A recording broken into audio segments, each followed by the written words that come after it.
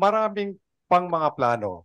At habang hindi pa nangyayari yan, if there are other companies or if they have the chance to work outside, bakit hindi?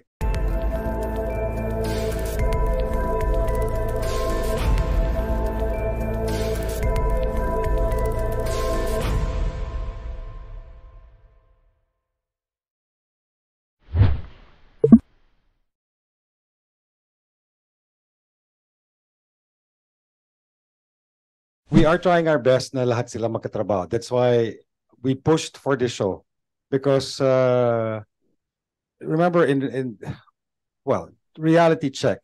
Some of them will be performing better than the others. And some, especially mga younger ones, may mga limitations pa sila. So hindi natin talaga masasabi kung sino talaga ang magkakaroon ng work at kung sino hindi magkakaroon.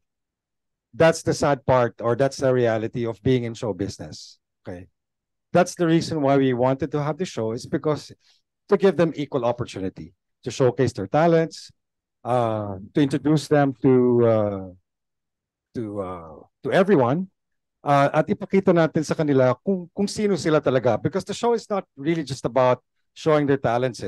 It's really like introducing them to the media, to everyone, the audience out there, na meron tayong mga batang ganito who come from humble beginnings, but of course some hindi.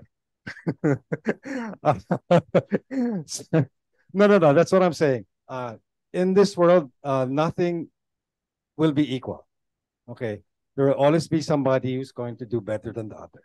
That's why ang inaano ko din sa mga bata is to don't keep out of your shell. Yung dapat lumabas sila para ipakita nila kung yung talent nila, ipakita nila yung kagalingan nila. At alam ko kasi part of the reason why they're here is because we all saw something in them. They all have the potential. So it's just a matter of like them putting out that potential into reality. So yun lang yung gusto namin mangyari talaga, at mapakita yung kagalingan nila.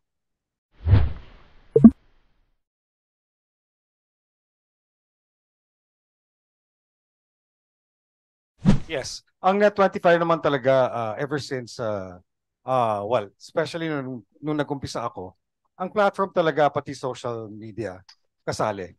Kaya pag pinapalabas sa mga shows ng Net25, live ito sa Facebook, live din sa YouTube. So, that in itself, ginagamit na natin yung social media platforms ng Net25. And apart from that, meron din kaming mga, inumpisa namin magkaroon ng mga live on TikTok, Facebook, Instagram, yung mga bata. Because let's face it, social media is very strong, especially yung category ng mga, yung age category, yung age bracket ng mga bata. That's why pinupush talaga namin yan. Yes, we are doing our best to push our social media accounts. And of course, with the help of Net25, nagtutulungan, tama ba ang Tagalog ko? Basta nagtutulungan kami dito sa Net25 para i-push yung mga bata.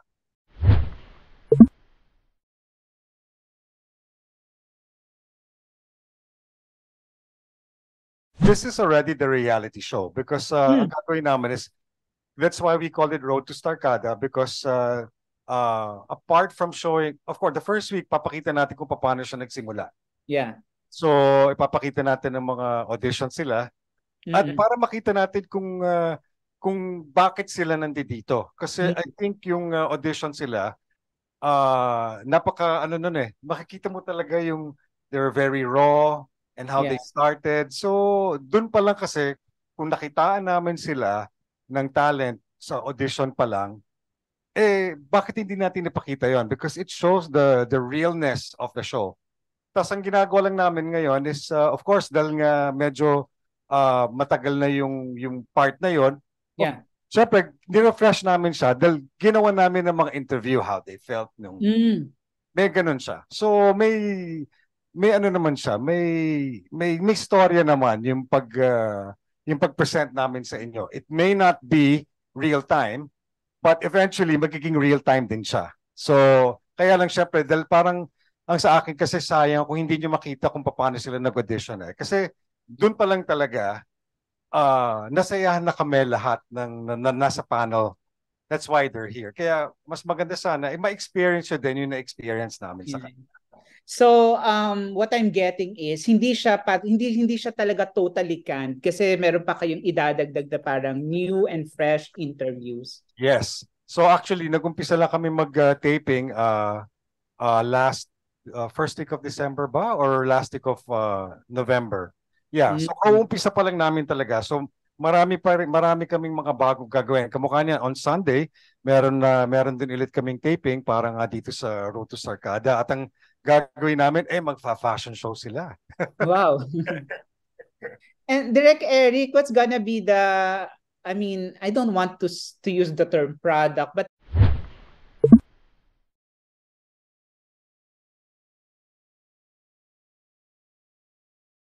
okay, una sa lahat, it's really odd that people would always compare because at the end of the day, artista lahat yan eh, 'di ba? So, kayo ang magko-compare kung ano ang difference namin kasi I cannot say that we'll offer something different. Basang masasabi ko lang, itong 33 na to, piling-pili sila. At alam ko na magaling sila. At alam ko na meron silang ibubuga, meron silang ipapakita. Kaya that's the reason why kung bakit din gusto kong ipakita namin tong show na to kasi gusto ko makilala nyo sila. Because like I said, I'm very proud of them. At alam ko na pwede ko sila ipagmalaki, pwede ko sila isalang. And some of them can dance around the other actors in other networks. yes. Some of them can act around or the other actors in other networks. So, yun lang yung masasabi ko. Although wala pa sila talaga masyadong ganap, ano ba tawag na? Experience. Or wala pa talaga sila kasing hindi pa talaga sila nagkakaroon ng mga pelikula or television show. Pero masasabi ko lang talaga na pag ginawa nyo sila, pwede nyo silang isalang at hindi ako mapapahiya.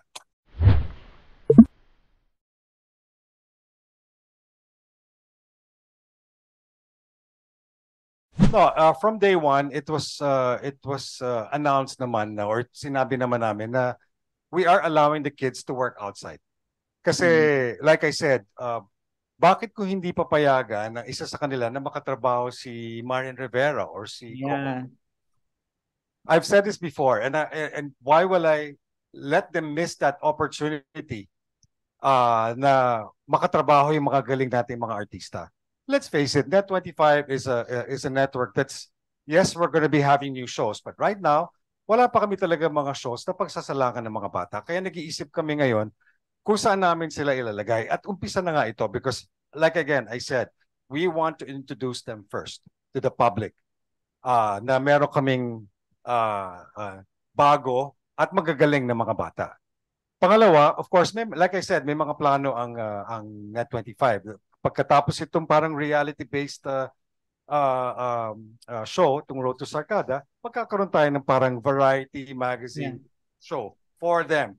And like I said, to showcase their talents. Of course, meron din kaming plano magkaroon ng mga teleserye at mga drama anthologies dito sa Net25. So, maraming pang mga plano.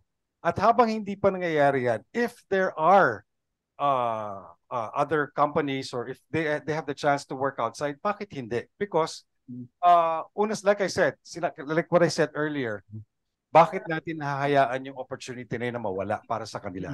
So right now, nag-audition sila. So may mga audition sila for an indie movie, and 4 of them got accepted and they're going to be part of an indie movie. So, di ba, sayang yun eh because pag the more, gaya nga na sinabi lang, practice makes perfect. Naniniwala ako dyan eh. Pag hindi mo pwedeng sabihin, I'm gonna wing it, I'm gonna wing it. As an actor, yes, there are people, kung si Maricel Soriano ka, pwede mong sabihin yun. Pero kung bago ka, mas maganda yung may mapatunayan ka. At yun ang gusto ko mangyari, yung mga bata magkaroon ng opportunity na makatrabaho sa labas para ma-experience sila. At the same time, magkaroon sila ng confidence at syempre, pag at the end of the day, titingnan mo ang body of work. Pag meron kang mga trabaho na mga ganyan at nasasalang ka sa labas, habang nag-aantay pa kami ng mga opportunities dito sa Net25, gagawin namin yon. At klaro naman kami. Syempre, of course, kung let's say, for example, later on, meron silang teleserye, hindi namin sila papayagang magkaroon ng teleserye sa ibang network. Pero kung yung walang ginagawa sa Net25, pwede namin silang patrabuhin sa labas. Kung kukunin sila, bakit hindi, di ba?